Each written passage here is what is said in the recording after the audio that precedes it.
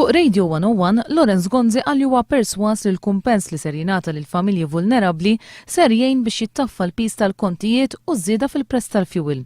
Jiena gburi li tajna dan il-benefiċċju juri li l-gvern għandu valur ta' solidarjetà u valur soċjali fil-ħsieb tiegħu. Il-kumpens li ħabbar il-gvern ser ifisser inqas minn euro fil-ġimgħa lil persuni vulnerabbli. Waqt l-intervista tal-ħadd filgħodu, Lorenz Gonzi qal li ma kienx f'pożizzjoni li jagħti din l-għajnuna lil kulħadd. Ejja ntaffu l-impatt ta' żidiet ta' tariffi fuq il-familji. Issa fuq il-familji li l-iktar għandhom bżonn, ma stajniex nagħmluha fuq kulħadd. Dwar l-għoli tal-ħajja f'pajjiżna l-Prim Ministru qal li l-Gvern m'għandux kontroll fuqu għaliex iż-żieda fil-prezzijiet ġejja biss minn barra.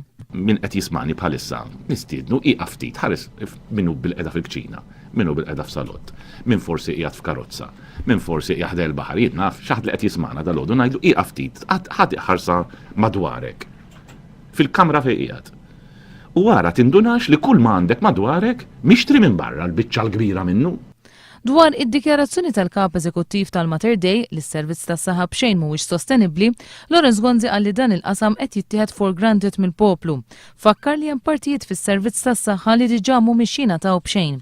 Tul l-intervista l-Prim Ministru tkellem dwar kif skontu qed titjieb il-kwalità tal-ħajja tan-nies Maltin u Għawċin, fost l-oħrajn għaliex fit-toroq hawn il-fjuri.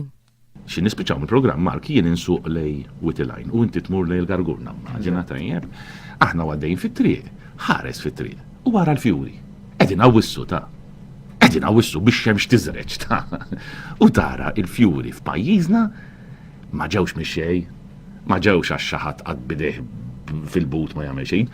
Dak kollu jagħmel il-pakkett tal-kwalità tal-ħajja tagħna.